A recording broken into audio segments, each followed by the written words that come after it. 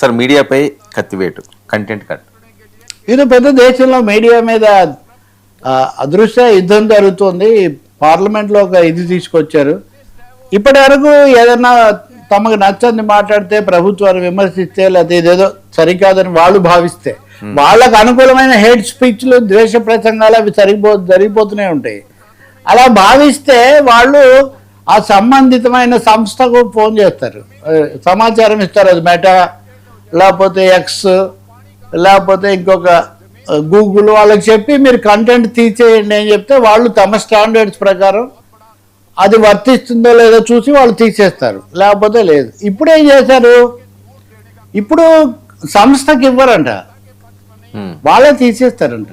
ఇప్పుడు నువ్వు నాతో ఒక మాట మాట్లాడిచ్చావు, నేను మాట్లాడింది ప్రభుత్వం వరకు నచ్చలేదు అనుకో, నాకు నోటీస్ ఇస్తారంట, వెంటనే తీసేయని. ఓకే, సోషల్ మీడియాలో పోస్ట్ చేయబడిన ఒక కంటెంట్ ఇంకా ఇక్కడ ఏంటి సంస్థ యొక్క హక్కు హరించబడుతుంది.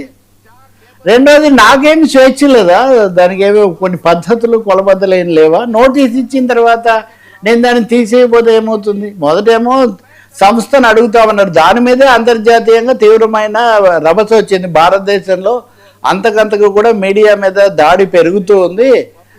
అనేక సార్లు అనేక సంస్థలు ఇప్పుడు ఉదాహరణకు మనం చూస్తాము, మీకు నాకు తెలిసిన చాలా విషయాలు మనకు కనపడవు సర్చ్లో. ఎందుకు అంటే వాళ్ళ మీద కనపడని ఒత్తిడితో వాటిని రాకుండా చేస్తున్నారు. ఇక మీదట ఆ శ్రమ కూడా లేకుండా మీరు ఒకటి గుర్తించండి, ఒక గూగుల్నో ఒక మెటానో ఎదుర్కోవటం వేరు, కానీ ఒక పుల్లయ్య ఎల్లయ్య మల్లయ్య వీళ్ళకి నోటీసులు ఇచ్చేసి మీరు అది తీసేస్తారా లేదా, మీ ఇంటికి పోలీసులు వచ్చేస్తారు అని చెప్తే ఏదో చాలా రాజకీయమైన ఇది లేకపోతే ఎదుర్కోగలిగిన శక్తి వనరులు ఉన్న వాళ్ళు తప్ప మిగిలిన వాళ్ళు నాకెందుకు వచ్చిన గొడవ అనే దాంతో వాళ్ళు వెనకడుగు వేసి దాన్ని తీసేసే పరిస్థితి వస్తుంది. మూడవది, దీంతో పాటు ఇంకా చాలా బిల్లులు వచ్చేవారు. ఆ బిల్లుల్లో ఒకటేంటంటే ముఖ్యమైనది, విదేశాల నుంచి నిధులు పొందేటటువంటి అక్రమ నిధులు రాకుండా ఆపాలి అనే ఒకటి, విదేశీ నిధుల నియంత్రణ చట్టం లాంటిది FCRA. అయితే ఆ పేరుతో అన్ని NGOలు, మానవ హక్కుల కోసం పోరాడే సంస్థలు అన్నింటినీ ఒకటే గాట కట్టేశారు. ఇంకా వాటికి నిధులు రావు. నిధులు రాకపోతే ఇంక నిధులు రాకుండా ఎలా పనిచేస్తాయి అవి? విదేశాల నిధులనే కాదు, విదేశాలు ఇప్పుడు ఒకవైపున NRIల నుంచి సహాయం కావాలని రోజు చెప్తాం మనం, వాళ్ళు మంచి కాజ్కు వాళ్ళు సహాయం చేయకూడదు. కాబట్టి ఒక విధంగా భావ ప్రకటన స్వేచ్ఛ, విమర్శలు అన్న వాటిని పూర్తిగా పీక నొక్కేసే ఈ ధోరణుల పట్ల అంతర్జాతీయ మీడియా సంస్థలు, జర్నలిస్ట్ సంస్థలు కూడా ఆందోళన వెలిబుచ్చుతున్నాయి. మీరు దీనికి కొనసాగింపుగా తెలంగాణలో, ఆంధ్రప్రదేశ్లో గత ప్రభుత్వం ఉన్నప్పుడు చేశారు, ఈ ప్రభుత్వం ఉన్నప్పుడు కూడా అనేక సార్లు హైకోర్టు జోక్యం చేసుకుంది, ఇదొక ఎత్తు. కానీ తెలంగాణ శాసనసభలో హేట్ స్పీచ్ ప్రొహిబిషన్ బిల్ అని ఇట్లాంటిది ఒకటి, విద్వేష ప్రసంగాల నిరోధ చట్టం ఒకటి తెచ్చారు. దాని మీద శాసనసభలో దుమారం రేగింది. అసలు ఏది విద్వేషం అనేది ఎవరు నిర్ణయిస్తారు? వర్మ గారు మీరు చేసిన పని బాగాలేదు అని నేను అంటే ఇది విద్వేష ప్రసంగం అని మీరు అంటే అప్పుడు ఏమవుతుంది? అధికారం మీ చేతిలో ఉంది కాబట్టి. అందుకని దాని మీద సభలో తీవ్ర నిరసన వచ్చిన తర్వాత దీన్ని సెలెక్ట్ కమిటీకి పంపించాలి అని తీర్మానం చేసి, సాధింపులు కూడా ఎక్కువైపోతాయి, మీరు నాకు నచ్చలేదు నేను మీకు అంతే కదా. మీరు అందుకని ఏది విమర్శ, ఏది హద్దు మీరింది, ఏది చట్ట వ్యతిరేకం, ఏది రాహుల్ గాంధీని అడ్డమైన మాటలు చాలా మంది మాట్లాడారు.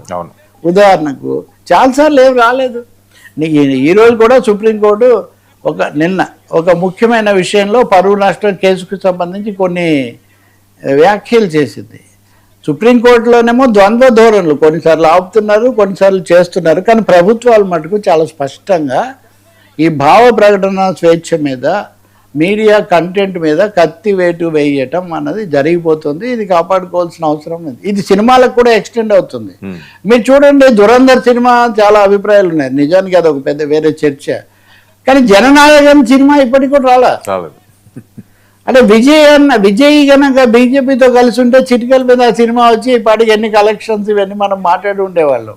అదే ధురంధర్ 2 అయితే ఎవరో అన్నారు భారతదేశంలో సినిమా హీరోల్లో ఎవరు టాప్ అంటే ప్రభాస్ టాప్, సల్మాన్ ఖాన్, షారూక్ ఖాన్ కాదు, ఇట్లా వీళ్ళు కాదు, నరేంద్ర మోదీ అంట.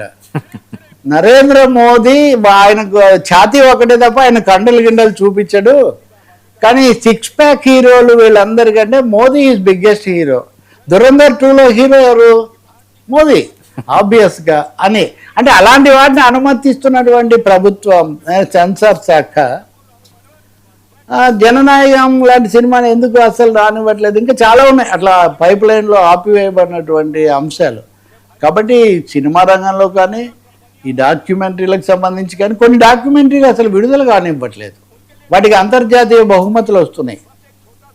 ఒకటి కాదు వర్మ, ఈ అంశంలో చాలా ప్రజాస్వామికవాదులు, ముఖ్యంగా మళ్ళా మీడియాలో ఉన్న వాళ్ళు, రచయితలు చాలా ఆందోళన చెందుతున్న పరిస్థితి. మొన్న ఈయన కమెడియన్ కాదు, మనం ఏదో అంటున్నాం కదా వాళ్ళను, స్టాండప్ కమెడియన్ ఒక ఇది పెట్టాడు. ఈ ఇరాన్ యుద్ధం వచ్చిన తర్వాత మోదీ గారు ఎన్ని రకాల విన్యాసాలు చేశారు అని దాన్ని ప్రొహిబిట్, ఆ కంటెంట్ తీసే ఇచ్చారు.